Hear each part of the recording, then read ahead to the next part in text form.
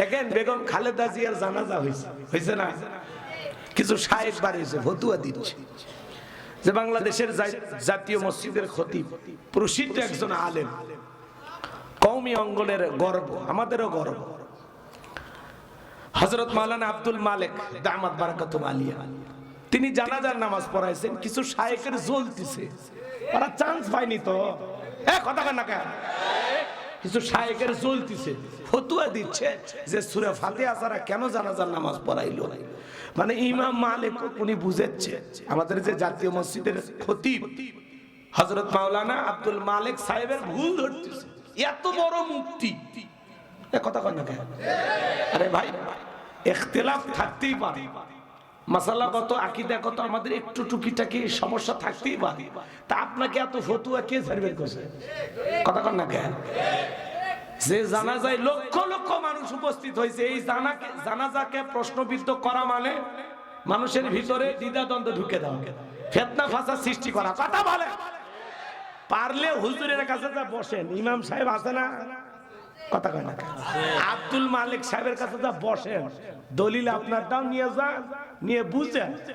এত বড় মসজিদের খতিব, সারা পৃথিবীতে আলোচনা করে, এত বড় আলেম, কিচ্ছুই যেহেতু বোঝে না, ওনার কারণে নাকি এতগুলো মানুষের জানাজা প্রশ্নবিদ্ধ, ইসলামের নামে নাকি উনি ধোঁকা দিচ্ছেন। তো শায়েখদেরকে বলবো, ও ঘোমটা শায়েখ, যান আব্দুল মালিক সাহেবের কাছে বসেন, ফেসবুকে স্ট্যাটাস মাইরা জাতিকে নিয়ে বিভ্রান্তি ছড়াবেন না।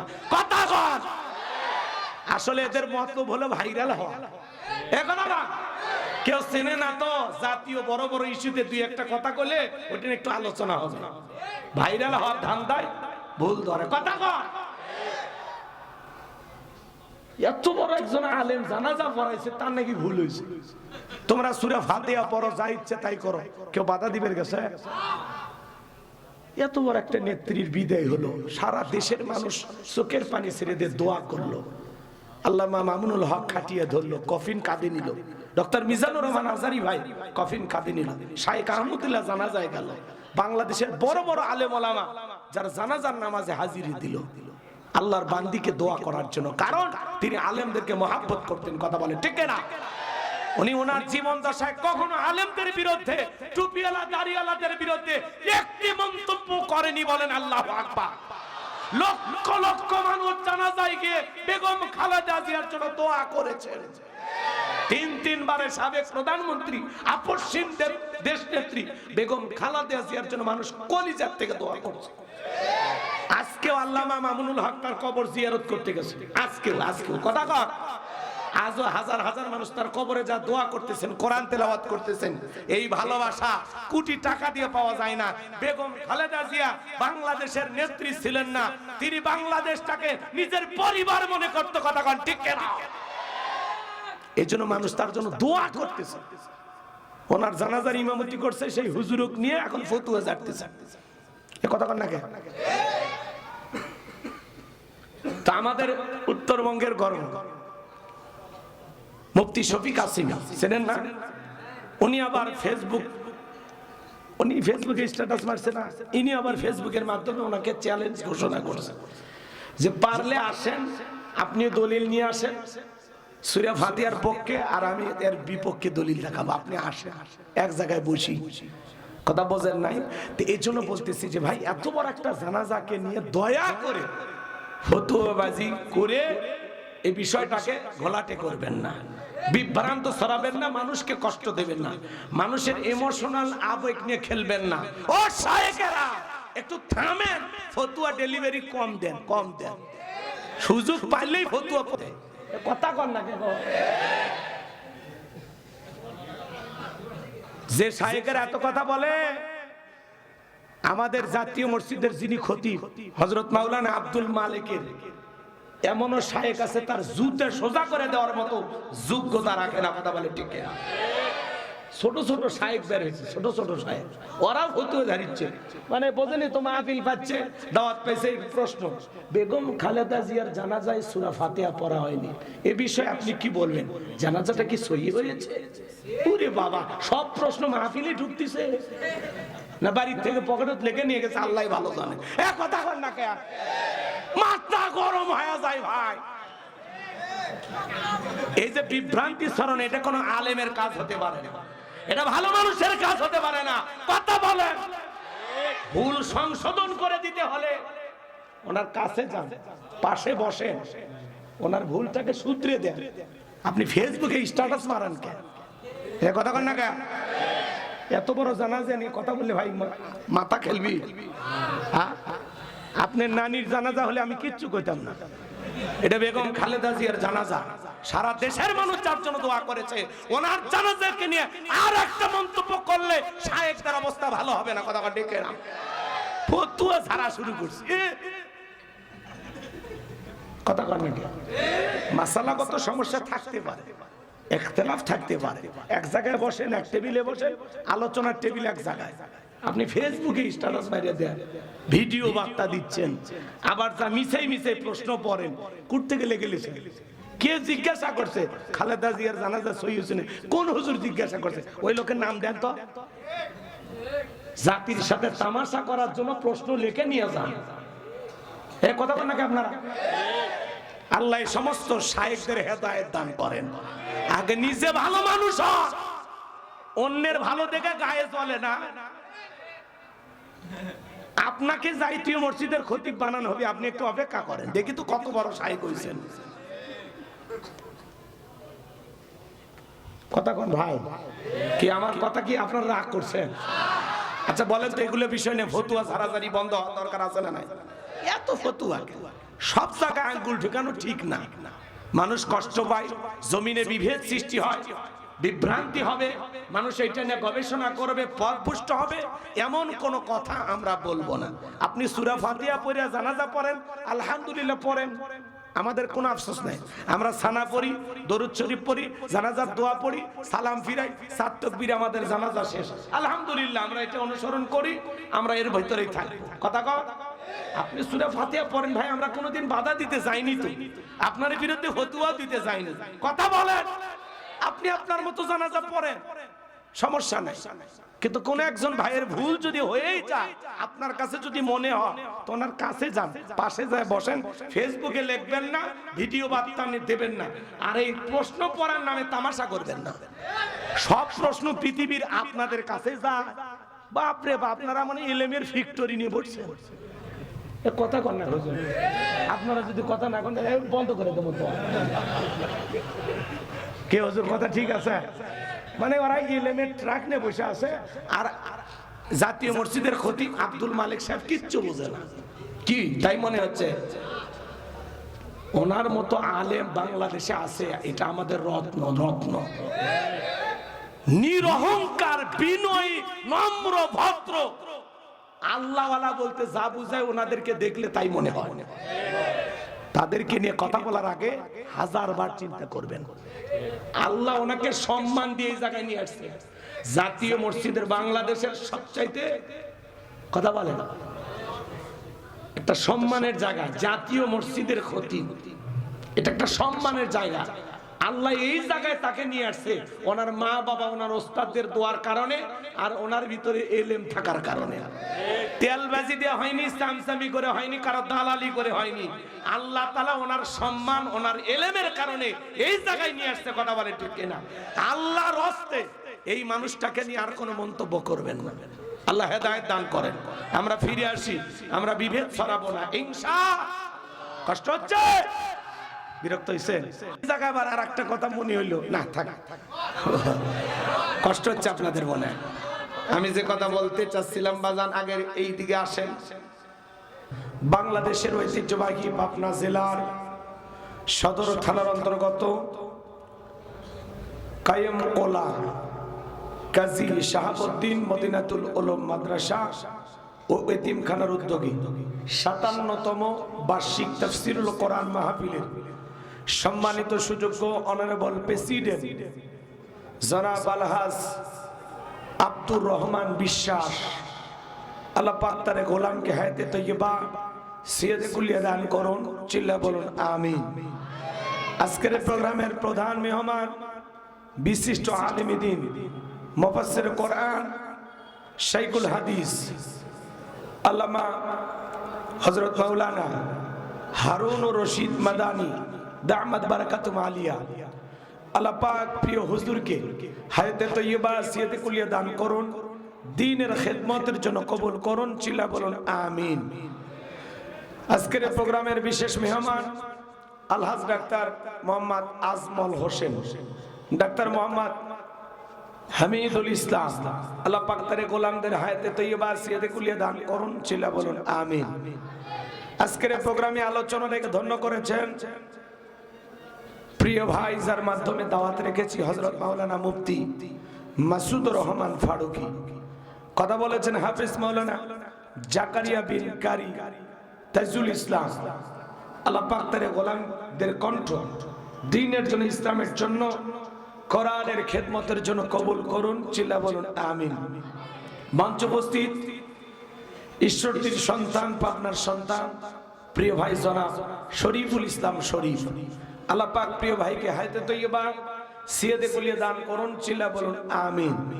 মঞ্চ উপস্থিত সম্মানিত উলামায়ে কেরাম, সামনে বসা পিতৃ সমতুল্য মুরব্বী বাবাজিরা, কলিজার টুকরা প্রাণপ্রিয় যুবক ভাইয়েরা, ছোট্ট ছোট্ট সোনামানিকেরা, পর্দার আড়ালের সম্মানিত বলা সরলা আবেদা সালেহা মা ও বোনেরা, প্রশাসনের সম্মানিত পুলিশের ভাইয়েরা, ডিবির ভাইয়েরা, জাতির বিবেক প্রিয় সাংবাদিক বন্ধুগণ, বিভিন্ন রাজনৈতিক দলের সম্মানিত নেতা কর্মী ভাইয়েরা, সবাইকে নিয়ে মহান রবের দরবারে সিজদা অবনত চিত্তে কালিমাতুর শুকর আদায় করে পড়ছি আলহামদুলিল্লাহ। হয় নাই কৃপণতা অলসতা দূর করে মুসলমান হিসাবে সিংহের মতো বাঘের মতো গর্জন করে চিৎকার মেরে বলুন আলহামদুলিল্লাহ। পড়ুন রব্বানা লাকাল হামদ হামদান কাসীরান তাইয়িবান মুবারাকান ফি। লক্ষ কোটি দরুদ সালাম মানবতার শ্রেষ্ঠ বন্ধু, বিশ্ব নবী, বিশ্ব নেতা, যে নবী আইয়ামে জাহিলিয়াতের যুগে আগমন করে অসভ্য মানুষদেরকে সভ্য বানিয়েছেন, অভদ্র মানুষদেরকে ভদ্র বানিয়েছেন, কোরআন নামের সংবিধান দিয়া, কোরআনের রাজ কায়েম কইরা, সোনালী যুগ উপহার দিয়া মদিনার পাক ভূমিতে শায়িত আছেন। সে রাসূলের প্রতি কলিজা ভরা মহব্বত নিয়ে পড়ছি দরুদ সালাম। সকলেই পড়ুন সাল্লাল্লাহু আলাইহি ওয়াসাল্লাম। সম্মানিত ভাইরা, আজকের এই প্রোগ্রামে আসতে পেরে, বসতে পেরে আপনারা খুশি না বেজার? কারা কারা বেজার দুই হাত তুলে দেখান তো দেখি। যদি হন খুশি, মুখে নিয়ে হাসি আওয়াজ দেবে, বেশি আল্লাহ নামের এমন একটি স্লোগান দেবেন। এলাকায় যদি কোনো ইসলাম বিরোধী উই পোকা, সার পোকা, তেলা পোকা থাকে, ওদের কলিজায় যেন কম্পন সৃষ্টি হয়, এমন আওয়াজ তুলতে রাজি আছেন যারা? বীর মুসলমানের মতো দুটি হাত টান টান করে তুলে দেখান তো তারা। লিল্লাহি তাকবীর, লিল্লাহি তাকবীর। আল কোরআনের আলো, আল হাদিসের আলো, দুনিয়ার মুসলিম, সারা বিশ্বের মুসলিম, আমার নেতা তোমার নেতা, আমার নেতা তোমার নেতা। লিল্লাহি তাকবীর। আল কোরআনের আলো, আল হাদিসের আলো, দুর্নীতির আলো। হাত নামান। অনেকে ঝোঁকে তালে বলেই ফেলেছে দুর্নীতির আলো ঘরে ঘরে চাল। বাংলাদেশে দুর্নীতি দমন কমিশন আছে না? নাই। কমেছে নাকি ডিজিটাল খাতা বেড়ে চলেছে? দিন যত করার ছিল, দুর্নীতির পাল্লা তত ভারী হচ্ছিল। কথা বলেন ঠিক কিনা? আমরা চাই আমাদের প্রিয় মাতৃ বাংলাদেশ দুর্নীতি মুক্ত আল্লাহ কবুল করুন, চিল্লা বলুন আমিন। আমরা চাই আমাদের বাংলাদেশ মাদক মুক্ত আল্লাহ কবুল করুন, চিল্লা বলুন আমিন। আমরা চাই আমাদের বাংলাদেশ যৌতুক মুক্ত আল্লাহ কবুল করুন, চিল্লা বলুন আমিন। সম্মানিত ভাইরা, আমার ভূমিকায় লম্বা কথা নয়, সরাসরি মূল আলোচনায় প্রবেশ করতে চাই। একটু অপেক্ষা করো, তাহলে জবান ছেড়ে সবাই, সকলের মুখস্থ আছে না, জানা সূরা না? এইবার তেলাওয়াত করুন। আউযু বিল্লাহি মিনাশ শাইতানির রাজীম। বিসমিল্লাহির রহমানির রহিম। বিতাড়িত মুরদাদ শয়তানের কাছ থেকে আল্লাহ পাকের কাছে আশ্রয় প্রার্থনা চাচ্ছি। পরম করুণাময় অসীম দয়ালু আল্লাহ তাআলা নামে শুরু করছি। ইন্না আ'তাইনাকাল কাউসার ফাসাল্লি লিরাব্বিকা ওয়ানহার ইন্না শানিয়াকা হুয়াল আবতার। আল্লাহু আকবার। যে কোন আয়াত বা সূরার তাফসীর করতে হলে কোন প্রেক্ষাপটে কোন সময় আল্লাহ তাআলা সেই সূরাটি বা আয়াতটি নাজিল করেছেন, সেই নাজিলের প্রেক্ষাপট জানার দরকার আছে না নাই? আরবিতে বলা হয় শানে নজুল। যদি শানে নজুল আলোচনা করা হয় তাহলে তাফসীর বুঝতে সহজ হয়। তাহলে এই সূরাটি রাসূল আকরাম সাল্লাল্লাহু আলাইহি সাল্লামের উপরে কোন প্রেক্ষাপটে কোন সময় আল্লাহ তাআলা নাজিল করেছেন, সেই নাজিলের সময়কালটা একটু জানার দরকার আছে না নাই? আমি কি বলবো? রাগ করবেন না তো ইনশাআল্লাহ? সম্মানিত ভাইয়েরা আমার, নবীজির প্রিয় সাহাবী হযরত আনাস রাদিয়াল্লাহু তাআলা আনহু বলেন, নবীজি কাবার হাতিমে হেলান দিয়া বসা।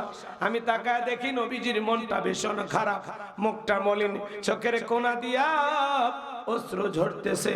হযরত আনাস ডেকে বলেন, কিছুটা সময় অতিবাহিত হয়ে যাওয়ার পরে আমি তাকায় দেখি আমার নবীজি মুস্কি মুস্কি হাসতেছেন। বলুন সুবহানাল্লাহ। হযরত আনাস ডেকে বলেন, গো এই মাত্র দেখলাম মুখটা মলিন, মনটা খারাপ, চোখের কোনা দিয়ে অশ্রু ঝরতেছে, আবার কেনই বা মুস্কি মুস্কি হাসেন? আমার নবী কেন কাঁদেন, কেন হাসেন? এর পেছনে রহস্য আছে না নাই?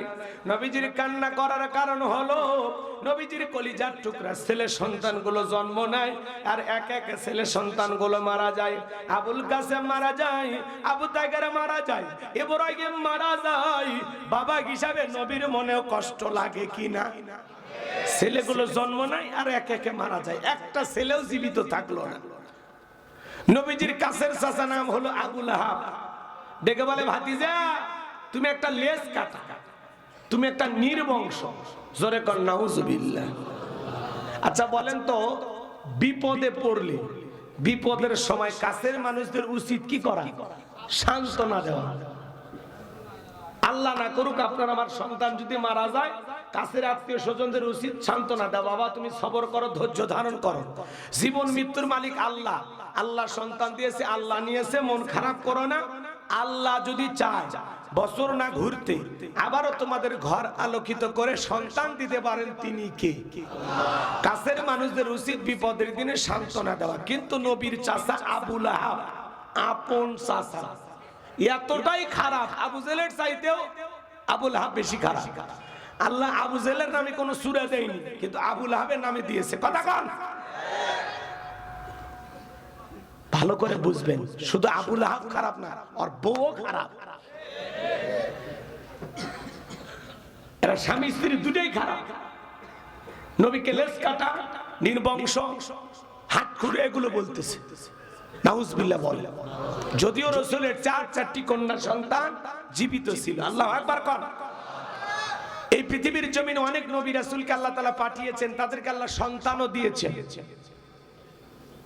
অনেক পয়গম্বরের সন্তান প্রাপ্ত বয়স পর্যন্ত, যৌবন পর্যন্ত জীবিত ছিল, কিন্তু নবীজির একটা ছেলের সন্তানও কেন যৌবন পর্যন্ত জীবিত থাকলো না? আল্লাহ তাআলা কেন তাদেরকে শিশুকালে উঠায় নিলেন? এর পেছনেও কারণ আছে না নাই? নবীর উম্মত হিসেবে জানতে মনে চায় না? রাসূল আকরাম সাল্লাল্লাহু আলাইহি ওয়াসাল্লামের ছেলে সন্তানগুলো আল্লাহ কেন জীবিত রাখলেন না? এর পিছনে কয়টি কারণ জানেন? এর পিছনে তিনটি কারণ। জোরে বলেন, কয়টি কারণ? কয়টি কারণ?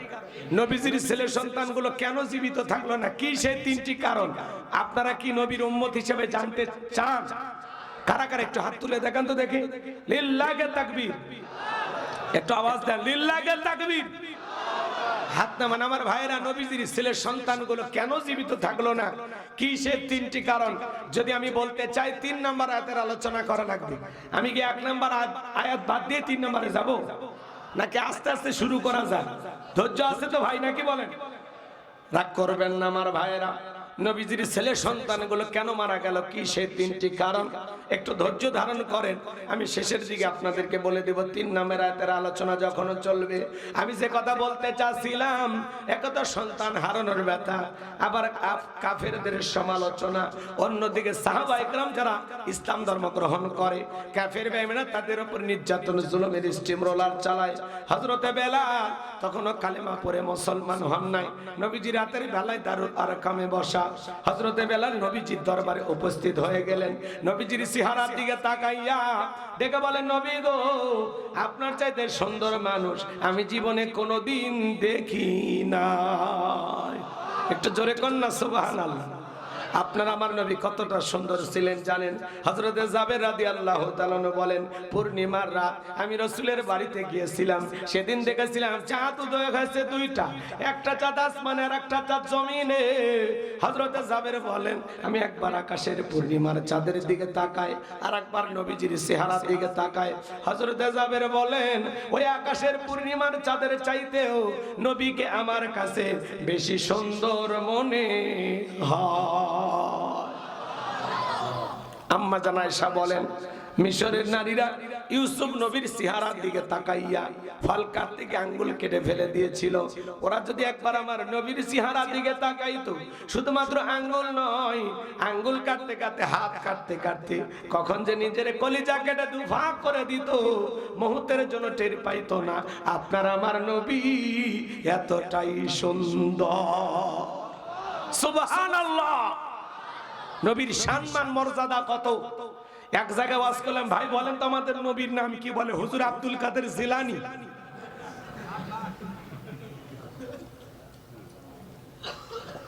পীর সাহেবের নাম মুখস্থ আছে, কিন্তু কপাল পরা রসুলের নামটা বলতে পারে না। এরকম মুসলমান আছে না নাই? আমার ভাইয়েরা, আম্মা জান আয়েশা বলেন, ও দুনিয়ার মানুষ, তোমাদের একটা সূর্য আছে, আমি আয়েশার একটা সূর্য আছে। তোমাদের সূর্য উদয় হয় দিনের বেলায়, আর আমি আয়েশার সূর্য উদয় হয় রাতের বেলায়। আম্মা জান আয়েশা একদিন শিলার কাজ করতেছিলেন, হঠাৎ করে হাত থেকে সুইটা পড়ে গেল। বাতিতে কোনো তেল ছিল না, বাতি জ্বালাইতে পারলেন না, অপেক্ষায় বসে থাকলেন। নবী যখন এশার সালাত আদায় করার পরে ঘরের ভিতরে প্রবেশ করলেন, সর্বপ্রথম নবীজি আম্মা জান আয়েশাকে সালাম দিলেন। আল্লাহু আকবার। নবী ঘরে ঢুকে তার প্রিয়তমা স্ত্রী আম্মা জান আয়েশাকে সালাম দিলেন। তাহলে নবীর উম্মত হিসাবে আপনি আমি যখন বাড়িতে প্রবেশ করব, এই আমল আপনার আমার ঘরেও চালু থাকার দরকার আছে না নাই? তাহলে আপনি আমি যখন বাড়িতে প্রবেশ করব, বউকে সালাম দিব, আসসালামু আলাইকুম রহিমা, কেমন আছো সোনা? ঘরের দরজাটা খোলো না, আমি তোমার লেটনের বাপ, তোমার দিওয়ানা। বউ খুশি হয়ে দরজা খুলবে, কথা বলে ঠিক কি না? কিন্তু আপনার আমার ব্যবহার এত মিষ্টি না। ঘরে দরজা চিৎকার মেরে ডাক দেয়, এ রুবেলের মা, এ দরজা খোল। বেশি দেরি হলে দরজা ভেঙে ফেলে দিয়া, আজ তোর পিঠের উপর কি যে হবি রে। ভিতর থেকে বউ বলে, স্বামী না সেখানে আজরাইল আছে না নাই? বউকে সালাম দিবেন। সালাম আছে যেখানে শান্তি আছে, সালাম আছে যেখানে সমাধান আছে, বউ সালাম দিবেন। আশেপাশের লোকজন যদি না থাকে, বইয়ের হাতটা ধরে মুসাফা, এ যুবক কার হাত? কথা কয় না, বউ নাই নাই। ইস, আফসোস, এই শীতের দিনে একটা বউ ছাড়া কি চলে? আল্লাহ যুবকদের একটা নেককার বিবির ব্যবস্থা করে দেন। এটা জোরে কর আমিন। শোনেন, বইয়ের হাত ধরে মুসাফা করবেন, পাশের বাড়ি ভাবির হাত না ধরে ঝাঁটা দিয়ে পিটাবি। বইয়ের হাত ধরে মুসাফা। নিজের বউকে দেখে সালাম বের হয় না, পাশের বাড়ি ভাবিকে দেখলে আসসালামু আলাইকুম ভাবি, কেমন আছেন? কি শয়তান! নিজের বউ থেকে সালাম দেয় না, ভাবি দেখলে সালাম উতলে বের হয়। কথা কন, রাগ করবেন না। হাসির চলে কথা বলে একটু নিজের জীবনের সাথে ভাববেন যে বাসটা গেল কোন দিকে। আপনি যেলে করেন, আমি কেমনি টের পাইলেন? আরে না, আপনারা না, ভারতে চলে এগুলো, এই দেশে না, এই দেশে না। আপনার মানুষ ভালো, আল্লাহ আল্লাহ। শুনে যান, শুনে যান। বইয়ের হাত ধরে মুসাফা করবি, একেবারে যদি ময়দান ফাঁকা থাকে কোলাকুলি সেরে নেবেন। একসাথেই তিনটা আমল করবেন, দেখবেন আপনাদের দাম্পত্য জীবনের উপরে সুখ দেবেন তিনি কে, শান্তি দেবেন তিনি কে। আজকে স্লোগান শোনেন না, আপনি কি দাম্পত্য জীবনে অসুখী? স্লোগান শোনেন না, সকালে বিয়ে করে সন্ধ্যায় তালাক, সন্ধ্যায় বিয়ে করে সকালে তালাক। আর যদি হয় মেয়ের মা তালাক, বউ আর তাড়াতাড়ি তালাক, শাশুড়ি তালাক, বউ তালাক। কথা বল। অধিকাংশ ফ্যামিলিতে এই শাশুড়ির নাক গলানোর কারণে অধিকাংশ মেয়ে জীবনের স্বামীর সংসারটা ভালো করে করতে পারে না। এই মহিলার উচিত নিজের সংসারে নাক গলানো। মেয়ের জামাই কি করলো না করলো, ওর সংসারে কি চলতেছে না চলতেছে, এত আগ্রহ কেন? ও জামাইয়ের কাছ থেকে মেয়ের নিয়ে এসে কি তুমি বিয়ে বসবা? হ্যাঁ, এ কথা কন না কেন? এই জন্য শাশুড়ি যারা আছেন খবরদার, পারলে মেয়েকে বলবেন মা জামাই কষ্ট পায় এমন কাজ কইরো না। কথা কন। আর এখনকার ডিজিটাল মা এদিক রসুল যখন আলীর সাথে ফাতেমার বিবাহ দিলেন, বিদায় বেলায় দুইটা কথা বললেন। কয়টা? মেয়ে ফাতেমাকে বলতেছে মা এক নাম্বার কথা কি আছে? কি কইল? এক নাম্বার কথা, আলীর বিরুদ্ধে কোন অভিযোগ আমার কানে যেন কোনোদিন না আসে। কে বলতেছে? মুহাম্মদ সাল্লাল্লাহু আলাইহি ওয়াসাল্লাম তার মেয়েকে বিদায় বেলায় বলতেছে, জামাইয়ের ঘরে পাঠানোর সময় বলতেছে যে আলীর বিরুদ্ধে কোনো অভিযোগ আমার কান পর্যন্ত যেন না আসে। দুই নাম্বার, আলী কষ্ট পায় এমন কাজ কখনো কোনোদিন করবা না। আল্লাহু আকবার কর। আর এখনকার ডিজিটাল মা বাবা মেয়ের বিদায় দিয়ে নিয়ে খুব কান্নাকাটি করতেছে, কাঁদিস কেমন? একটু ঝামেলা হলে টেনশন করিস না, চলে আসবি। জামাই যদি একটু বাড়াবাড়ি করে চলে আসবি, আর 14 গোষ্ঠীর নামে নারী নির্যাতনের মামলা দিয়া জেল খাটিয়ে দাম। ও তো বোঝেনি কোন বংশে বিয়ে করছে, টিয়ার পাওয়াবো। এরকম আছে না নাই? তাহলে বিয়ে দেওয়ার দরকার ছিল। খামাখা ঝামেলা করে, নিজের মেয়েরে নিজের বাড়িতে রাখে। কি আমরা নারী নির্যাতনের মামলা খাবার চাচ্ছি না। কথা কারণ ঠিক কি না? রাগ করতেছেন আপনারা? হে বাজান শোনেন, ওই জন্য তো বললাম মেয়ের মা চালাক তো মেয়ে তালাক, এটা কিন্তু আসলে বাস্তবতা। অনেক পরিবার এগুলো মিলে যাচ্ছে, হয়তো আপনাদের জীবনে ঘটেনি, আপনার তার ভালো মানুষ। আমি যে কথা বলতে চাচ্ছিলাম, রাসূল আকরাম সাল্লাল্লাহু আলাইহি ওয়াসাল্লামের 4টি সুন্নাত প্রত্যেকটা স্বামী স্ত্রী যদি তাদের দাম্পত্য জীবনে আমল করে, বিশ্বাস করেন মৃত্যু পর্যন্ত সম্পর্ক টিকে থাকার গ্যারান্টি। বলেন আল্লাহু আকবার। কয়টি সুন্নাত? এই 4টি সুন্নাত কি কি শুনতে মনে চায়? একটু হাত তোলেন তো, কারা কারা শুনবেন? লিল্লাহি তাকবীর। হাত নামান আমার সোনার ভাইয়েরা। আমি যে কথা বলতে চাচ্ছিলাম বাজান, এখনই যদি সুন্নাত নিয়ে আলোচনা করি এলোমেলো হয়ে যাবে। যে কথা বলতে চাচ্ছিলাম, ঘরে ঢুকে বিবিকে সালাম দিবেন, পারবেন তো ইনশাআল্লাহ। প্রতিবেশীকে সালাম দিবেন, আশেপাশে লোকজনকেও সালাম দিবেন। একজন মুসলমান আর একজন মুসলমানের গৃহে প্রবেশ করার সময় সালাম দিয়া অনুমতি নিয়া প্রবেশ করবেন। মনে থাকবে তো ইনশাআল্লাহ? আমার ভাইয়েরা, অনেকে বলে হুজুর বউ সালাম দিতে শরম লাগে, আছে না? আচ্ছা, আপনার শরম সত্যি বেশি? আপনি কয় বাচ্চার বাপ? জিজ্ঞাসা করছিলেন, কয় হুজুর 3 ছেলের বাপ আমি। 3টা সন্তানের বাবা হয়ে গেলেন, আপনার শরম লাগে না? বউক সালাম দিদিকে শরম লাগে, এটা শরম না শয়তানি? কারণ শরম বেশি হলে তো বউয়ের বাচ্চা হওয়ারই কথা না। আপনার শরম লাগে না, সালাম দিদিকে শরম লাগে, এটা শরম না, ওটা হলো শয়তানি। আচ্ছা, বউক সালাম দিলে কি স্বামীর সম্মান কমে যায়? স্বামী কি ছোট হয়? না রে ভাই, না। সালাম দিবেন, বউকে সালাম দিবেন, পারবেন তো ইনশাআল্লাহ? হঠাৎ করে সালাম দিলে বউ চমকে উঠতে পারে, কারে সালাম দিলা? তখন বলবেন শেফালির মা, তোরেই সালাম দিলাম। তখন বউ বলতে পারে আজকে আবার কোন হুজুরের মুরিদের বাড়িতে ঢুকলা, সেদিনই তুমুকের গাছের কলা চুরি করলে। 2-4 দিন সালাম দিলে বউ নিতে চাবে না, একটু টিটকারি মারবে, এরপরেও দিতেই থাকবেন, হাল ছাড়বেন না, অভ্যাসে পরিণত হয়ে যাবে ইনশাআল্লাহ। আমার ভাইয়েরা, আম্মা জান আয়েশা বলেন, নবী যখন সালাম দিয়ে প্রবেশ করলেন, নবীজির চেহারার আলোতে সুইটা কই পড়ে আছে আমি পরিষ্কার দেখতে পেয়েছি। বলুন সুবহানাল্লাহ। নবীর সম্মান মর্যাদা কত জানেন? যে নবী হ্যাঁ বললে তাম পৃথিবীবাসীর জন্য আল্লাহ পাক হালালে পরিণত করে দেয়, যে নবী না বললে তাম পৃথিবীবাসীর জন্য আল্লাহ পাক হারামে পরিণত করে দেয়। আসমানের চাঁদের দিকে ইশারা করলে চাঁদ 2 টুকরো হয়ে যায়, জমিনে পা তুললে মাওলা পাকের আরশে আজিমে পৌঁছে যায়। নবী জমিনে পথ চললে আসমানের মেঘ এসে ছায়া প্রদান করত। যেই নবীর চেহারার উপরে মশা মাছি পড়া হারাম। নবী যখন ঘেমে যেতেন আম্মা জানেরা নবীজির দেগের ঘামগুলো শিশির ভিতরে জমা রাখতেন। বলুন সুবহানাল্লাহ। পাইলে নিরালাই গো নবী, পাইলে নিরালাই, পাইলে নিরালাই গো নবী, পাইলে নিরালাই। দুই কদমে চুমু খাবো, দুই কদমে চুমু খাবো, চরণ ধুলি মাগবো গাই। পাইলে নিরালাই গো নবী, পাইলে নিরালাই। সরে কোন মারহাবা। আমার ভাইয়েরা কেমন নবী পাইছি বাজান। নবী যদি ওযু করতেন ওযুর পানি দিয়ে সুগন্ধি বের হয়ে যেত। নবী থুথু নিক্ষেপ করলে সেখান থেকে সুগন্ধি বের হইতো। নবী রাস্তা দিয়ে হেঁটে গেলে সেখান থেকে সুগন্ধি পাওয়া যাইত। যেই ছাগলের স্তনে দুধ নাই রাসূল হাত লাগা দিলে দুধে পরিপূর্ণ হয়ে যায়। যেই খাবার 2-3 জন মানুষ খাবে ওই খাবারে নবীর হাত লাগে গেলে শত শত মানুষ খাবার খেয়েও যেমন খাবার তেমনি থাকতো। সুবহানাল্লাহ বলবেন না? কেমন নবী ভাইছি। যেই নবীর চেহারার দিকে তাকাইলে পেটের ক্ষুধা নিবারণ হয়ে যাইতো। সুবহানাল্লাহ কর। সেই নবীর কাছে বেলাল, কথা মনে আছে? বেলাল ডেকে বলে নবী আপনি ইসলামের দাওয়াত দেন, কালেমার দাওয়াত দেন, দয়া করে আমারে কালেমা পড়ায় দেন।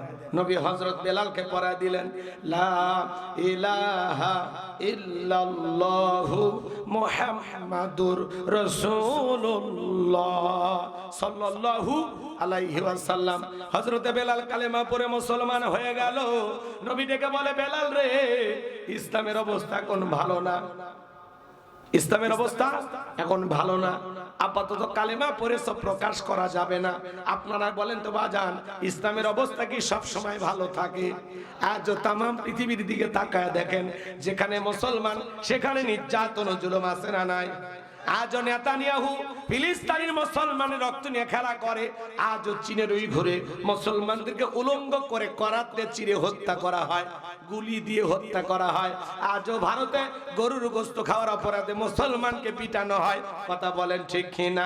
এদেশেও কিন্তু নির্যাতন জুলুম কম হয় নাই।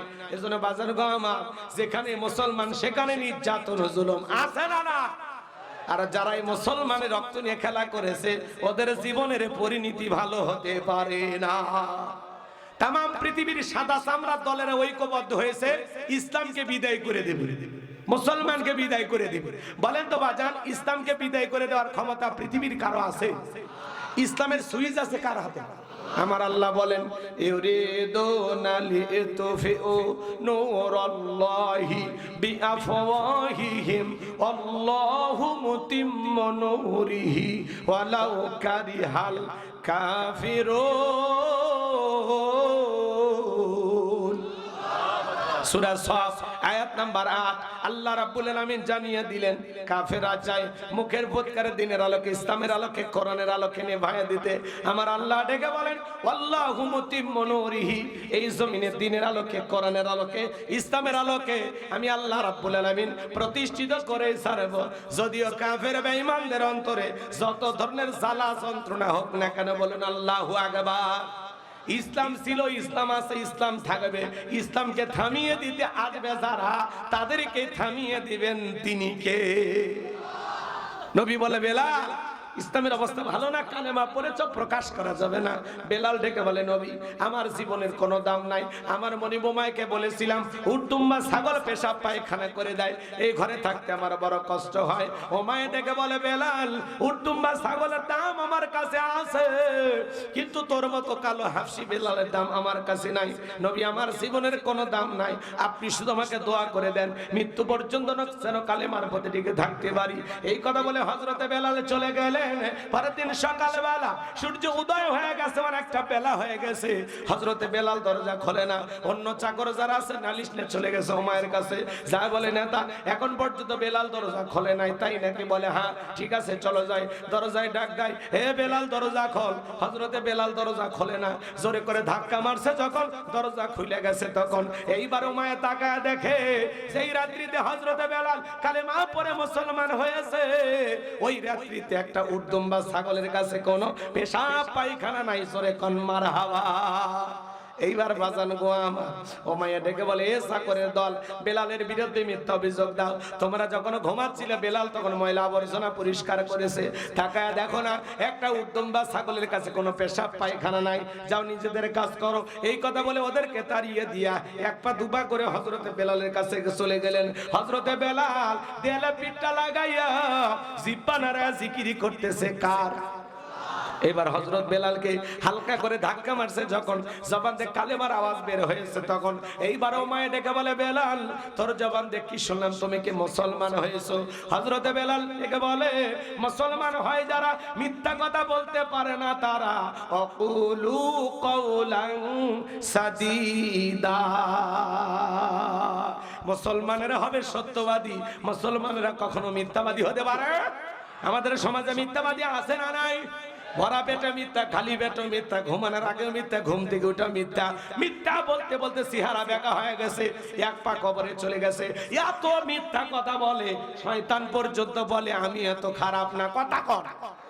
অনেকে বলে মিথ্যা না বলে আমার পেটের ভাত হজম হয় না, ওটা টাটকা শয়তান। মাঝখানে একটু কথা কর। মাঝখানে একটু তো পরে শেষ কে সহসভাপতি মোহাম্মদ আসাদুজ্জামান আমাদের সহসভাপতি 20,000 তকবির একটু কম ছাড়া কিনা মোহাম্মদ আসাদুজ্জামান মাস্টার। আসাদুজ্জামান মাস্টার 20,000 টাকা জুড়ে কোন মারহাবা লিল্লাহি তাকবীর। চলে যাবি তো, রাখে তো রাখে এমনি মজা করলাম। রাগ করতেছেন আপনারা? মাদ্রাসার টাকা পকেটে তোলা হবে, ঝামেলা আছে। এমনি মজা করছে, কষ্ট পাইছেন নাকি? এত বড় মুরব্বী মানুষ একটা তাকবীর বের করছে, না করা যায়। কি মন খারাপ করছেন? আরে কালেকশন না, খালি ওই একবারই মারাবা। 20,000 টাকার জন্য 1 মিনিট গেলে কি হবে? আপনার চলে যান তো, তাও 20,000 দরকার। কথা রাগ করতেছে? কেবল তো শুরু হচ্ছে, একটু অপেক্ষা করেন। রাত 12:30 বাজে, একটু হালকা একটু এদিক সেদিক না করলে তো আপনারা বুঝবেন না। এজন্য মন খারাপ করবেন না, কারণ রাত যদি একেবারে কম রাত হইতো তাহলে ঠান্ডা ওয়াজ করতেন, কিন্তু রাত বেশি হয়েছে, মাঝে মাঝে একটু নড়াচড়া করতেছি, আপনারা কিছু মনে করবেন না। লিল্লাহি তাকবীর। আমার কথা শুনে যান বাজান গো আমার, মিথ্যা কথা বলা যাবে না। মিথ্যা বললে জবানের বরকত নষ্ট হয়ে যায়। মিথ্যা বললে একটা মিথ্যাকে ঢাকতে গিয়ে আরো 10টা মিথ্যা বানিয়ে বলা লাগে।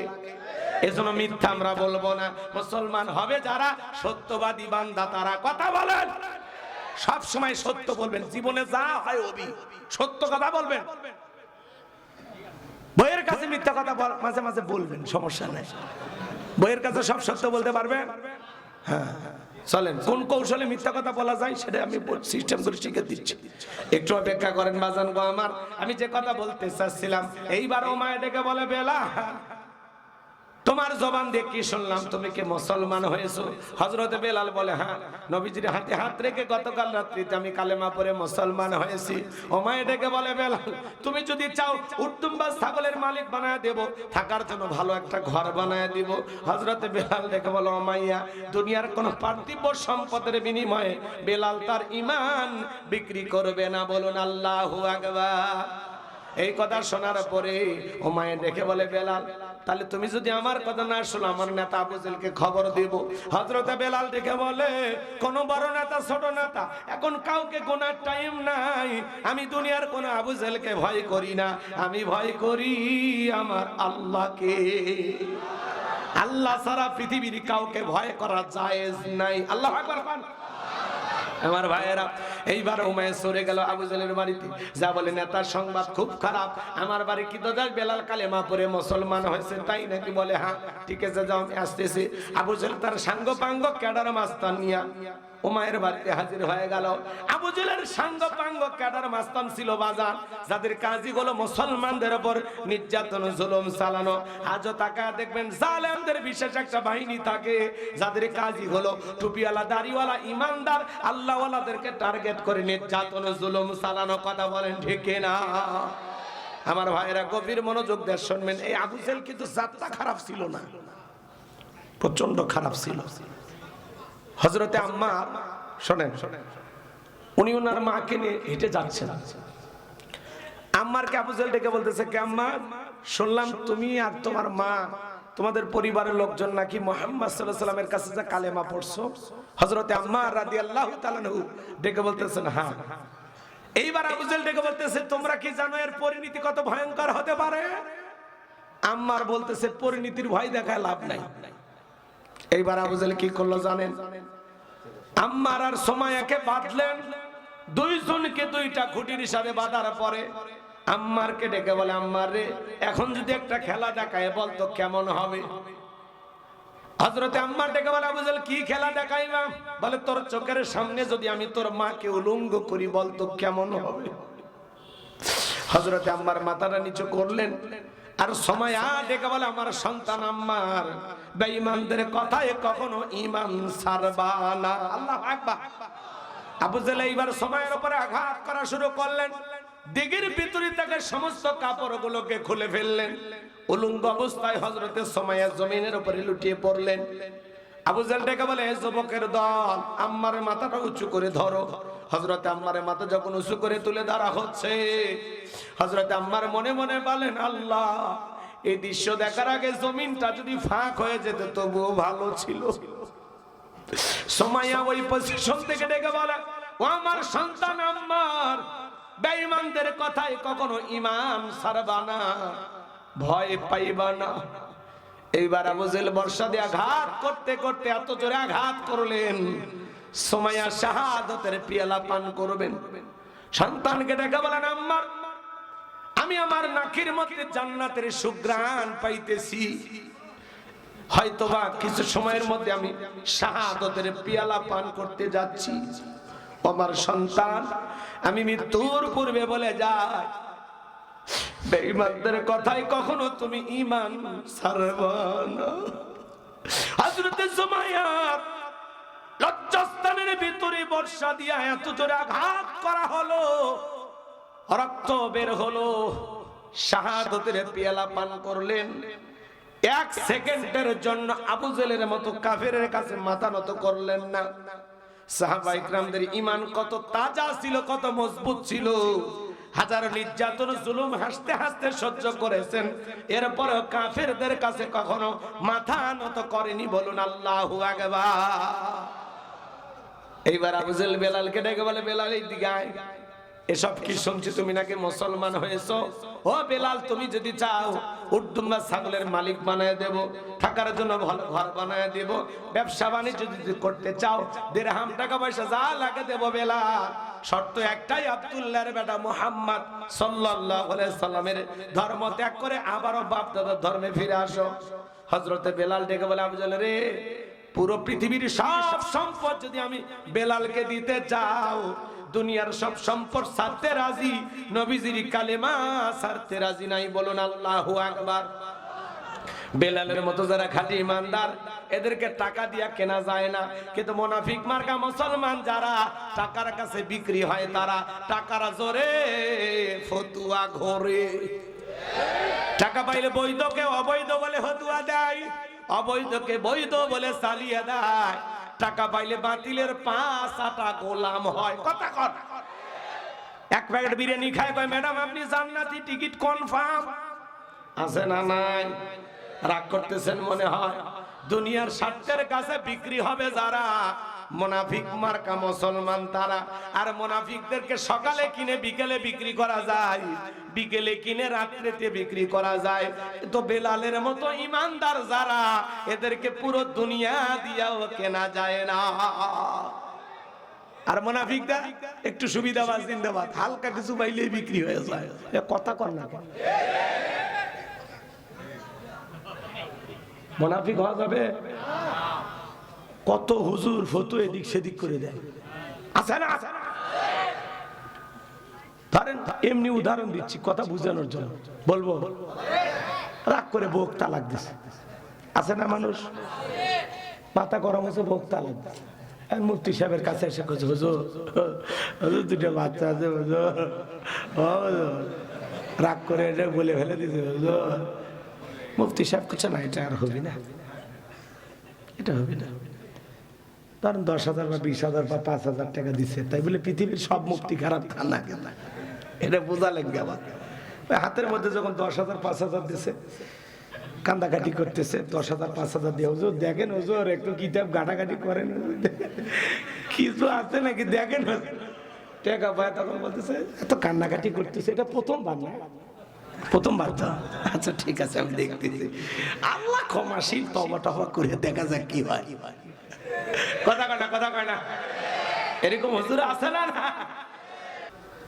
আমরা মিলেমিশে থাকতে চাই, ভালোবাসা বিলিয়ে দিতে চাই, ঘৃণা ছড়াবো না, কাউকে গালি দিব না, ধমক দেব না, ভালোবাসা নিয়ে আমরা বুকে টানবো। আমাদের ব্যক্তিগত ইখতিলাফ থাকতে পারে, মাসালাগত অনেক সমস্যা থাকতে পারে, আমরা এটা গোল টেবিলে রুমের ভিতরে বৈশা সমাধান করব। আল্লাহ যেন আমাদের সবাইকে সকলের প্রতি শ্রদ্ধার, সম্মান, ভালোবাসার জায়গা রেখে কাজগুলো করার তৌফিক দান করেন। জোরে বলেন আমিন। আমি যে কথা বলতে চাচ্ছিলাম, হৃদয়ের কান পেতে কথাগুলো শুনে যান আমার ভাইয়েরা। আবু জেহেল ডেকে বলে, বেলাল এত বড় লোভনীয় প্রস্তাব ছিলাম, রাজি হইলা না, সোজা আঙুলে ঘিউ না উঠলে আঙুলে একটু বাঁকা করা লাগবে, এই কথা বলে যুবকদের লিলিয়ে দিল, চাবুক দিয়ে পিটানো শুরু করো। হযরত বেলালকে চাবুক দিয়ে পিটানো শুরু হলো। ওরা যত জোরে চাবুক মারে, বেলাল তত জোরে কালেমা পড়ে, বলেন আল্লাহু আকবার। চাবুক দিয়ে পিটাইতে পিটাইতে কালো চামড়া গুলো ফেটে রক্ত ঝরতেছে। আবু জেহেল ডেকে বলে, বেলাল এত আঘাত করা হচ্ছে, পিঠটা ফেটে রক্ত ঝরতেছে রে বেলাল, তবুও কি নবী মুহাম্মদ সাল্লাল্লাহু আলাইহি সাল্লামের কালেমা ছাড়বি না? হযরতে বেলাল ডেকে বলে, আবু জেহেল রে, মারতে মারতে যদি মেরেও ফেলে দাও, জীবনটা দিতে রাজি, নবীজির কালেমা ছাড়তে রাজি নাই, বলেন আল্লাহু আকবার। এইবার আবু জেহেল ডেকে বলে, এ যুবকের দল, বেলালের পায়ে রশি দিয়া বাঁধো, উটের পায়ের সংজ্ঞা লাগাও, আরবির উত্তপ্ত গরম বালিতে ছেঁচড়াইয়া ছেঁচড়ানো ঘরো। তারি করা হলো বাজান, বাবলা গাছের কাঁটাগুলো জিব্বার ভিতরে পেরেকের মতো মারা হলো। বিকেল বেলা নিয়ে এসে বলে, বেলাল চাবুক দিয়ে পিটাইলাম, পায়ে রশি লাগাই নিয়ে ঘুরলাম রে বেলাল, এত নির্যাতন জুলুম করা হলো, তবুই কি নবী মুহাম্মদ সাল্লাল্লাহু আলাইহি সাল্লামের কালেমা ছাড়বি না? হযরতে বেলাল ডেকে বলে, আবু জেহেল রে, দুনিয়ার সবচাইতে বেশি কষ্ট যদি আজকে আমাকে দাও, যত খুশি নির্যাতন জুলুম করো, আমাকে যদি মারতে মারতে মেরেও ফেলে দাও, বেলালের নিঃশ্বাস থাকবে যতদিন, বেলাল কালেমার পথে টিকে থাকবে ততদিন, বলেন আল্লাহু আকবার। এইবার আবু জেহেল ডেকে বলে, এ যুবকের দল, বড় একটা পাথর নিয়ে এসে বেলালের বুকের উপরে চাপায়া দাও। বিশাল বড় একটা পাথর নিয়ে আসা হযরতে বেলালের বুকের উপরে চাপায়া দেওয়া হলো। হাত বাঁধা, পা বাঁধা, বুকের উপরে বিশাল বড় পাথর। আবু জেহেল মনে করলো পাথরের চাপার আঘাতে বেলাল মারা যাবে, এই কথা ভেবে কাফেররা চলে গেল। আমার ভাইয়েরা, হযরতে বেলাল বুকের উপরে বিশাল বড় পাথর নিয়া, রক্তাক্ত জিহ্বাটা নিয়া, তবুও জিহ্বাটা নাড়াইয়া বেলাল জিকির করতেছে কার? কালেমা পড়তেছে কার? ও আপনার মুসলমানেরা, জিকির করার জন্য আপনার কেউ মারে না, পেটে না, ধমক দেয় না, তবু আমরা কপাল পর আল্লাহর জিকির করি না। হাদিস শরীফের ভিতরে আসছে, যার জিহ্বাটা আল্লাহর জিকিরে তরুতাজা থাকে, আল্লাহর জিকিরে ভিজা থাকে, ওই জিহ্বাওয়ালা মানুষ কোনোদিন জাহান্নামের আগুনে জ্বলবে না, বলুন সুবহানাল্লাহ। ফাযকুরুনি আযকুরুকুম ওয়াশকুরুলি ওয়ালা তাকফুরুন।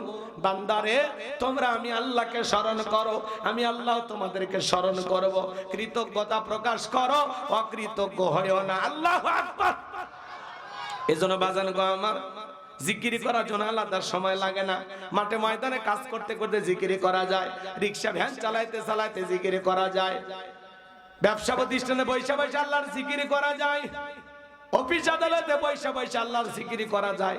সব সময় জবানের ভিতরে জিকির চালু রাখবেন, সুবহানাল্লাহ, আলহামদুলিল্লাহ, লা ইলাহা ইল্লাল্লাহ, লা ইলাহা ইল্লাল্লাহ, আল্লাহু আকবার, সুবহানাল্লাহি ওয়া বিহামদিহি, সুবহানাল্লাহিল আযীম। জিকির করার জন্য কি কষ্ট হয়? কথা বলেন না। তাহলে সব সময় জবানে জিকির চালু রাখবেন কার? আর একটু জোরে বলেন কার? হযরতে বেলাল রক্তাক্ত জিহ্বাটা নিয়ে চোখের পানি ছেড়ে দিয়ে কাঁদে আর ডেকে বলেন, আল্লাহ তুমি তো সেই আল্লাহ, ইব্রাহিমের জন্য যদি নমরুদের আগুনকে ফুলের বাগানে বানায় দিতে পারো, ও আল্লাহ তুমি কি পারো না বেলালের বুকের পাথরটাকে তুলার মতো নরম বানায় দিতে? হযরতে বেলাল দোয়া করতে দেরি, আসমানের মালিক আল্লাহ দোয়া কবুল করতে দেরি করে নাই। বেলালের বুকের পাথরটাকে আমার আল্লাহ তুলার মতো নরম বানিয়ে দিয়েছেন। বলুন সুবহানাল্লাহ। আমার ভাইয়েরা, হযরতে বেলালের নিঃশ্বাসের সাথে এখন পাথর ওঠে আর নামে। বান্দা যখন আল্লাহর হয়ে যাবে, আল্লাহর কাছে যা চাইবে বান্দাকে আল্লাহ তাই দেবে। কথা বলেন ঠিক কিনা? আশিকে রাসূল বেলাল, নবীর পাগল বেলাল। নবী যখন মক্কা নগরীতে পথ চলতো, একবার ডানে যায় একবার বামে যায়। নবী ডেকে বলে, বেলাল বুঝি না, একবার ডানে আর একবার বামে, কারণটা কি? হযরতে বেলাল ডেকে বলে, নবী আপনি ইসলামের দাওয়াত দেন, কোরআনের প্রচার প্রসার করেন, কাফেররা হলো আপনার শত্রু। আপনাকে টার্গেট করে যদি ডান থেকে তীর নিক্ষেপ করে গো নবী, ওই তীরটা যেন সর্বপ্রথম আমি বেলালের বুকের ভেতর ঢোকে, আবার বাম দিকে যায়। ওরা যদি বাম থেকে তীর নিক্ষেপ করে গো নবী, ওই তীরটা যেন সর্বপ্রথম আমি বেলালের বুকের ভেতরে ঢোকে। আমি বেলাল মারা গেলে ইসলামের ক্ষতি হবে না, আপনি নবী মারা গেলে ইসলামের মাথা উঁচু করে সামনের দিকে দাঁড়াতে পারবে না। বলুন আল্লাহু আকবার। সেই বেলালের উপর নির্যাতন জুলুমের কথা নবীর কান পর্যন্ত যখন পৌঁছে গেল, নবী তখন ডেকে আবু বকর, আমার বেলালের কষ্টের কথা আর সহ্য হয় না, যাও যাও তুমি আমার বেলাল একজন একটা কিছু করো। হযরত আবু বকর সিদ্দিক রাদিয়াল্লাহু তাআলা আনহু কয়েক গুণ দাম বেশি দিয়া গোলামীর জীবন থেকে হযরত বেলালকে আজাদ করলেন, মুক্ত করলেন। বলুন আল্লাহু আকবার। এই যখন ইসলামের অবস্থা, একদিকে সন্তান হারানোর ব্যথা, কাফেরদের সমালোচনা, সাহাবায়ে কেরামদের উপর নির্যাতন জুলুম, এই জন্য নবীজির মনটা ভীষণ খারাপ। নবীর যখন মন খারাপ, নবীকে সান্ত্বনা দেওয়ার দায়িত্ব কার? এ ভাই এই বলে একটা দুটে হ্যাঁ লাফাচ্ছেন কেন?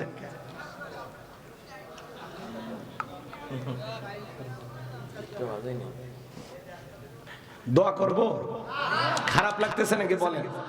এই যে চলেন আমরা মূল পয়েন্টে চলে আসছি। এবারে খেয়াল করেন, নবীর মন খারাপ, নবীকে সান্ত্বনা দেওয়ার দায়িত্ব আমার আল্লাহ ডেকে বলে, জিবরাইল আমার বন্ধুর মা নাই বাবা নাই, আমি স্যার আমার বন্ধুর কেউ নাই রে জিবরাইল। আমার বন্ধুর মনটা হয়েছে ভারী, আমি আল্লাহ সইতে নাহি পারি। লাহু মাহফুজ থেকে সূরা কাউসার নিয়ে যায় আমার বন্ধুর উপরে নাজিল কর তাড়াতাড়ি। বলুন আল্লাহু আকবার। আমার নবী ডেকে বলেন, আনাস আমার মনটা কেন খারাপ তোমরা জানো কি? তোমার মুস্কি হাসি দেওয়ার কারণ এই মাত্র আসমান থেকে জিবরাইল এসে আমার উপরে সূরা কাউসার নাজিল করলো। নবী তখন মুস্কি মুস্কি হাসলেন আর সাহাবায়ে কেরামদের সামনে তিলাওয়াত করে শুনিয়ে দিলেন। জবান ছেড়ে সবাই আরেকবার পড়ুন, ইন্না আ'তাইনাকাল কাউসার ফাসাল্লি লিরাব্বিকা ওয়ানহার ইন্না শানিয়াকা হুয়াল আবতার। আল্লাহু আকবার। আমার আল্লাহ বলেন, ইন্না আ'তাইনাকাল কাউসার, অবশ্যই আমি আল্লাহ পাক আপনাকে হাউজে কাউসার দান করেছি। এই পৃথিবীর অন্য কোন নবী রাসূলকে আল্লাহ তাআলা হাউজে কাউসার দান করেন নাই। আপনার আমার নবীকে আল্লাহ তাআলা হাউজে কাউসার গিফট করেছেন স্পেশাল ভাবে। সুবহানাল্লাহ। কোন আমার ভাইয়েরা, আমার আল্লাহ ডেকে বলেন, ইন্না আ'তাইনাকাল কাউসার, নিশ্চয়ই আমি আল্লাহ পাক আপনাকে হাউজে কাউসার দান করেছি। এই হাউজে কাউসারের পানি দুধের মতো সাদা, মধুর চাইতে মিষ্টি, পানির মতো ক্লিয়ার। ওই কঠিন কিয়ামতের ময়দানে যেদিন বিচার দিবস কায়েম হয়ে যাবে, বিচার দিবসের একদিন হবে 50,000 বছরের সমান। আল্লাহু আকবার। যেদিন সূর্য সহাত মাথার উপরে চলে আসবে, মানুষের মাথার মগজগুলো টকবক করে গলবে, যেদিন বেঈমানদের জিহ্বা নাভি পর্যন্ত চলে আসবে, যেদিন পাহাড় পর্বত নদী নালা খাল বিল বিল্ডিং ইমারত কোনো কিছু থাকবে না, কুল্লু মান আলাইহা ফান, এই পৃথিবীর জমিনে সবকিছু আল্লাহ তাআলা ধ্বংস করে দিবেন। যেদিন ভাই ভাইকে দেখে পালিয়ে যাবে, আমার আল্লাহ বলেন, ইয়াউমা ইয়াফিরুল মারউ মিন আখি ওয়া উম্মিহি ওয়া আবি ওয়া সাহিবাতিহি ওয়া বানি। আল্লাহু আকবার। আমার আল্লাহ বলেন সেদিন ভাই ভাইকে দেখে পালিয়ে যাবে, মাতা পিতা সন্তানকে দেখে পালিয়ে যাবে, স্ত্রী স্বামীকে দেখে পালিয়ে যাবে। ওই কঠিন কিয়ামতের ময়দানে আল্লাহর আরশের ছায়া ছাড়া আর কোনো ছায়া থাকবে না। ওই ছায়ার ভিতরে আল্লাহ তাআলা 7 শ্রেণীর মানুষকে ছায়া দান করবেন। এটা হলো কিয়ামতের ময়দানে আল্লাহ তৈরি করে ভিআইপি গ্যালারি। সেখান থেকে তারা কিয়ামতের ফাইনাল খেলা উপভোগ করবেন। বলুন সুবহানাল্লাহ। আর মানুষ পানি পানি বলে দলে দলে মানুষ বিশ্ব নবীর দিকে রওনা করবেন। কিছু মানুষের চোখের সামনে আল্লাহ তাআলা পর্দার আবরণ তৈরি করে দিবেন। তখন আমার নবী ডেকে বলবেন, আল্লাহ সংখ্যায় আমি আমার অনেক উম্মতকে দেখতে পাইলাম, কেন জানি সংখ্যাটা কমে গেল। আমার আল্লাহ তখন ডেকে বলে, বন্ধু পাইকারি দরে আপনি সবাইকে হাউজে কাউসারের পানি পান করাইতে পারবেন না।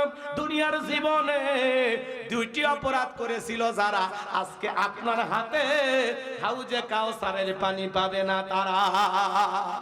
কয়টি অপরাধ? জোরে বলেন। 2টা অপরাধ আপনার আমার ভিতরে থাকতে পারে না নাকি? পাবনার মানুষের ভিতরে 2টা অপরাধ নাই?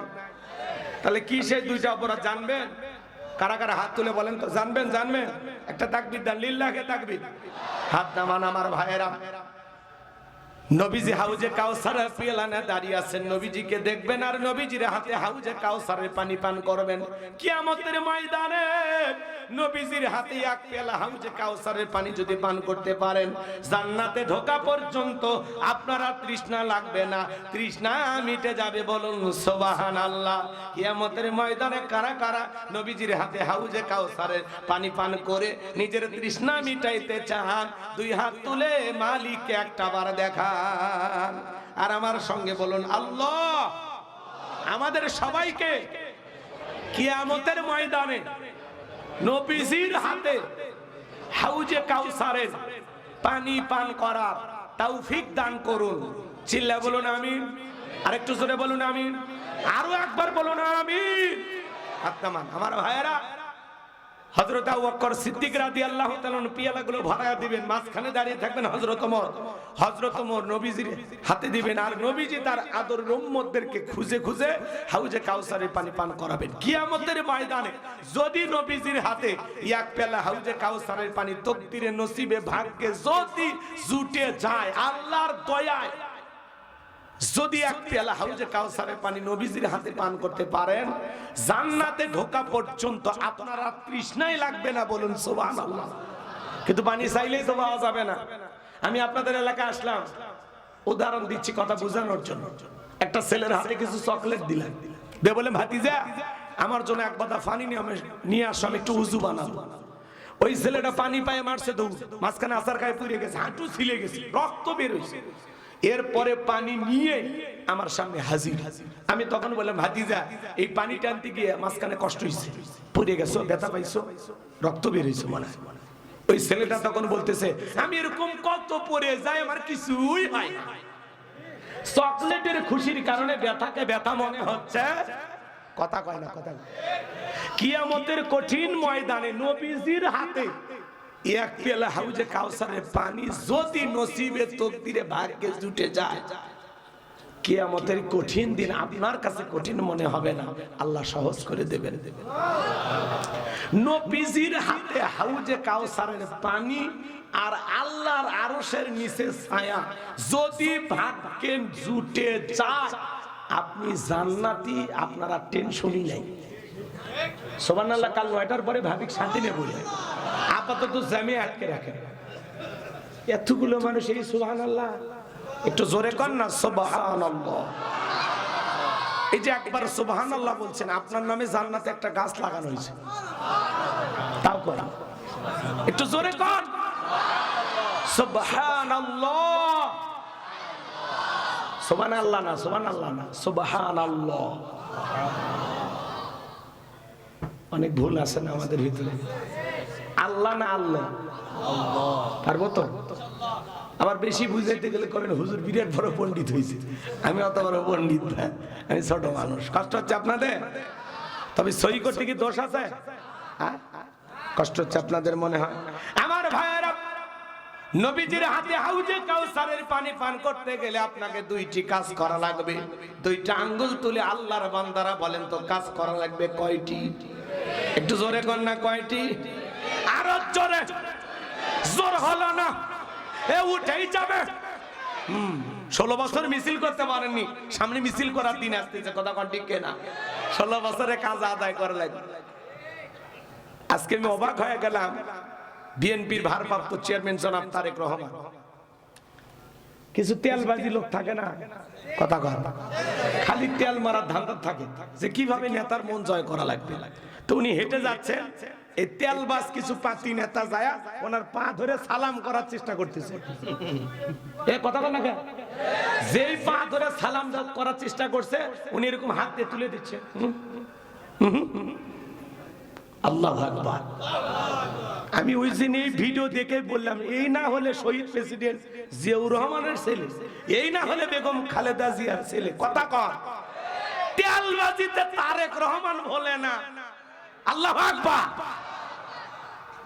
ওনার পা ধরে নেতা কর্মী সালাম করতে গেছে, উনি তুলে দিচ্ছে, ঠেলে দিচ্ছে, সাইড করে দিচ্ছে। অনেক পীর সাহেব তো পা ধরে সালাম করলে কিছু কয় না, পার আগে দিতে হবে। ওই পীর সাহেবের চাইতে তো তারেক রহমান ভালো। এই কথা কর না কেন? অনেক বুজুর্গানের দিন বের হয়েছে না, আল্লাহওয়ালা বড় বড় পীর পা এরকম দিয়ে থাকে, মুরিদের এসে পা ধরতেছে, কিচ্ছুই কয় না। অনেক বড় বক্তা আছে, মঞ্চে ওয়াজ করে নামতেছে, মানুষ এসে পাও সালাম করতেছে, কিচ্ছু কয় না। এই কথা কয় না কেন? আর জনাব তারেক রহমান ওনার নেতা কর্মী যেই পা ধরতে গেছে ঠেলে তুলে দিচ্ছে, তারে সাইড করে দিচ্ছে। কেন পা ধরতেছেন, কি সমস্যা? উনি আবার হাত দিয়ে এরকম কথা বলতেছে, কি সমস্যাটা কি, পা ধরতেছেন কেন? আল্লাহু আকবার কোন। তাহলে অনেক ভণ্ড পীর, অনেক পীর সাহেব, তার চাইতেও তারেক রহমানের আকীদা অনেক ভালো, কথা কোন ঠিক না? এই তেলবাজি দিন শেষ, উনি তেলবাজিতে ভোলে না। ওনার নামে স্লোগান দিলে কয় তারেক ভাই যেখানে, চুপ চুপ, এগুলো স্লোগান দেবা না, আমি এগুলো স্লোগানে বিশ্বাসী না, কথা কয় না কেন? খালেদা জিয়া যেমন বলতো খালেদা জিয়ার ভয় নাই, রাজপথ ছাড়ি নাই, কয় এগুলো আমি বিশ্বাস করি না, খবরদার এই স্লোগান দিবেন না। কয় মাঝে মাঝে কত বিপদে পড়ি, কাউরে পাশে পাই না, আর আপনারা কোন রাজপথ ছাড়ি নেই, কথা কয় না, কথা কয় না। তো এই জন্য এই জনাব তারেক রহমানকে আমি ধন্যবাদ জানাই যে এত বড় একটা শিরিক, কথা কয়, কথা বলেন, নেতার পায়ে সিজদা দেওয়া কি? হ্যাঁ, কোন নেতার পা ধরে আপনি সালাম করতে পারবেন? জায়েজ আছে? এগুলো হলো তেলবাজ, সুবিধাবাজ, জিন্দাবাদ। নেতার একটু মন জয় করবে গেছে, কিন্তু নেতা তো আর ওই রকম নেতা না, পায়ে সালাম দিলে নেতা বলে না, কথা কন ঠিক না? আল্লাহ উনি যে কথাটা বলেছেন প্রথমে আমার এটা ভালো লাগছে, যে রাসূল আকরাম সাল্লাল্লাহু আলাইহি ওয়াসাল্লামের ন্যায় পরায়ণতা দিয়ে ইনসাফ ভিত্তিক রাষ্ট্র আমরা পরিচালনা করতে চাই। তো ওনার এই কথাগুলো আল্লাহ যেন ওনাকে আমল করা তৌফিক দান করেন। একটু জোরে বলেন আমিন। ওনাকে আল্লাহ যেন নিরহংকার মানুষ হিসেবে কবুল করেন। উনি তো দেখেছেন যে ওনার মা বাবার প্রতি মানুষের ভালোবাসা, আশা করি সেখান থেকে তিনি শিক্ষা গ্রহণ করবেন। এই তেলবাজদেরকে সাইডেও যাইতে দিবেন না, কথা কোন ঠিক কিনা? নেতার পা ধরতে গেছে, কেমন হইলো? ভিডিও ভাইরাল হয়ে গেছে, এখন ঢেলা সামলা, লজ্জায় মুখটা দেখাতে পারবি না। পা ধরতে পারবেন পৃথিবীতে শুধুমাত্র মার বাবা, কথা কন, এছাড়া পৃথিবীর আর কোনো মানুষের পা ধরা যাবে না। মনে থাকবে তো ইনশাআল্লাহ? এই পৃথিবীর সবচাইতে সন্তানদের জন্য বড় পীর হলো তার মা বাবা। মা বাবার খবর নাই না, আর পীরের দরবারে গরু ছাগল নিয়ে দৌড়ায়, এরকম ভণ্ড আছে না? না, জীবনে পিতামাতার জন্য 1 কেজির কমলা বেদানা কিনে খাওয়ায় না, পীরের বাড়ির ফলের কাটুক নিয়ে গেছে। কত বড় ভণ্ড! ঘরের মধ্যে পীর আছে, দেখতে পারেন, উনি আলগা পীর খুঁজবে গেছে। প্রত্যেকটা সন্তানের সবচাইতে বড় পীর মা বাবা। আমি হুজুর এই গিলাসের পানিতে ফু দিলাম, আল্লাহ কবুল করতেও পারে, নাও করতে পারে, কিন্তু আপনার মা বাবা যদি দোয়া করে ফু দেয়, আমি হুজুরের চাইতে 1000 গুণ বেশি কাজ করবে। 70 জন মুফতি ফু দিয়ে যে কাজ হবে না, আপনার মা বাবা ফু দিলে তার চেয়ে বেশি কাজ হবে। কি হুজুর রাগ করলেন? মুফতি সাহেব রাগ করছেন? মন খারাপ করতেছেন আপনারা? তাহলে ঘরের পীর সবচেয়ে বড় পীর, কথা কোন ঠিক কিনা? তাহলে মা বাবার খেদমত করে দোয়া নেন। অকাদ রাব্বুকা আল্লা তা'বুদু ইল্লা ইয়্যাহু ওয়া বিল ওয়ালিদাইনি ইহসানা। আল্লাহ বলেন তোমরা আমার ইবাদত করো, আমার গোলামি করো, আমার ইবাদতের সাথে কাউকে শরীক করো না। আমার ইবাদতের পর তোমাদের দায়িত্ব হলো মাতা পিতার খেদমত করা, তাদের সাথে উত্তম আচরণ করা। এজন্য যুবক, মা বাবার মনে কখনো কষ্ট দেওয়া যাবে না, চোখ রাঙানো যাবে না, গালি দেওয়া যাবে না, পিতা মাতার অবাধ্য হওয়া যাবে না। পীর খুঁজে পাও না, হ্যাঁ তোমার মা বাবা হলো পৃথিবীর সবচাইতে বড় পীর। দোয়া করলেও কবুল, পথ দোয়া করলেও কবুল।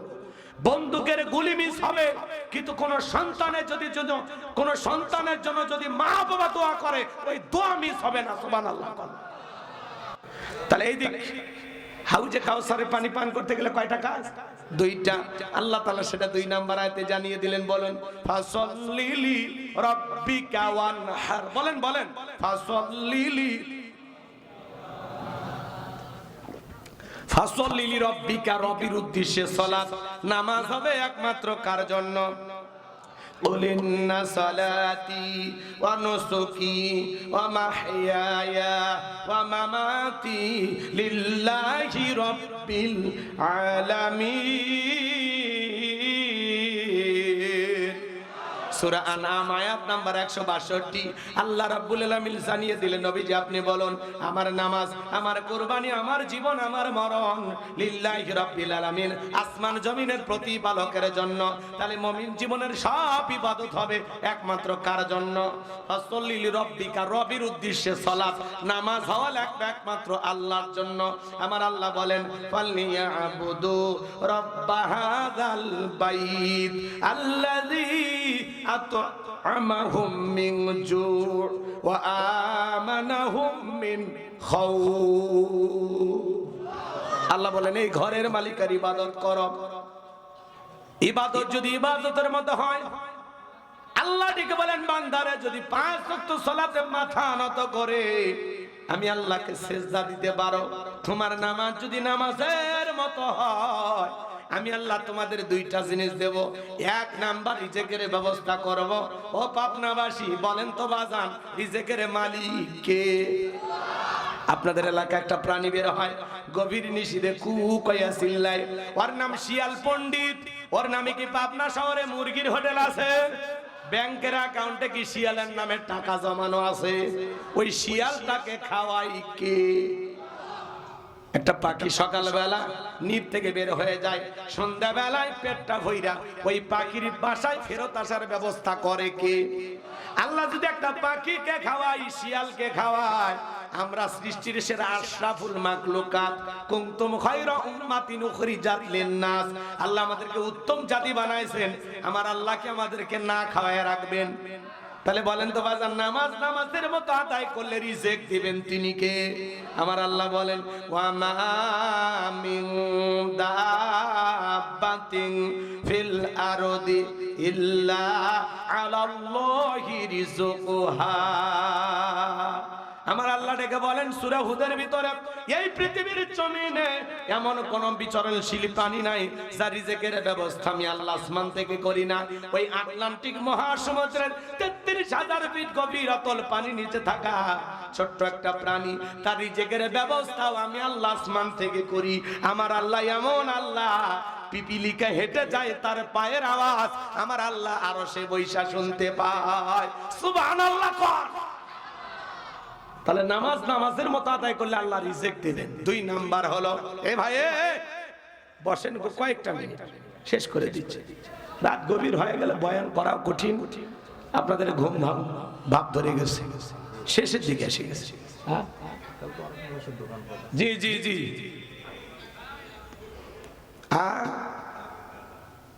এতক্ষণ ঘটনা বললে মজা লাগছে, তাফসিরে ঢুকছে আর মজা লাগছে না। এটা আসল মগজ, মগজ কথা বুঝছে? ফাসাল্লি লিরাব্বিকা, রবির উদ্দেশ্যে সালাত নামাজ হবে কার জন্য? সেই কথাটা বলতেছি, খারাপ হয়? হ্যাঁ, তাহলে নামাজ নামাজের মতো আদায় করলে আল্লাহ 1 নাম্বার কি দিবেন? রিজিক দিবেন। আল্লাহ যদি রিজিকের দায়িত্ব নেয় আর কোন সমস্যা আছে? এইবার শোনেন, এরপরে আল্লাহ আরেকটা দায়িত্ব নিলেন কি? ওয়া আমানাহুম মিন খাউফ, সকল ভয় থেকে আমি আল্লাহ নিরাপত্তা দেব। সুবহানাল্লাহ কোন। আচ্ছা, আল্লাহ যদি ভয় থেকে নিরাপত্তা দেয় আর কিছু লাগে? আচ্ছা এখন বলেন, আমাদের সমাজে ভয় আছে না নাই? আপনার মেয়েটা কলেজে গেল, একা একা ফিরবে নাকি জামাই সাথী নিয়ে ফিরবে? ভয় আছে না নাই? মেয়েটা স্কুলে গেল, ভালোভাবে ফিরবে নাকি কারো লালসার শিকার হবে? ভয় আছে না নাই? আপনি বিকাশের দোকানদার, 3 লাখ টাকা নিয়ে পাবনা শহর থেকে আপনার এই গ্রাম কায়ম কোলায় আসবেন, মনে মনে ভাবতেছেন আল্লাহ রাত 3-4 বেজে গেছে, এই টাকা নিয়ে গভীর রাতে যাইতে পারবো নাকি ছিনতাইকারী কবরে পড়ে টাকা যান 2টা হারাবো? ভয় আছে না নাই? চুরি ডাকাতির ভয় আছে না নাই? স্বাধীনতার 54 বছর কেটে গেল, আজ পর্যন্ত বাংলাদেশে চুরি বন্ধ হলো না। কথা বলেন, বন্ধ হবে কেমনে? মানুষের তৈরি করা তন্ত্র মন্ত্র দিয়া, ডক্টর কামালের তৈরি করা সংবিধান দিয়া এই জমিনে চুরি বন্ধ করা যাবে না। বাংলাদেশে চুরি, দুর্নীতি, টেন্ডারবাজি, খুন, ধর্ষণ যদি বন্ধ করতে চান, আল্লাহর কোরআনের আইন দিয়ে চোরের বিচার করা লাগবে। কথা বলে ঠিক না? আজ থেকে 1500 বছর আগে আল্লাহ আইন দিয়েছেন, ওয়াসারিকু ওয়াসারিকাতু ফাকতউ আইদিয়াহুমা জাযাআম বিমা কাসাবা নাকালাম মিনাল্লাহ।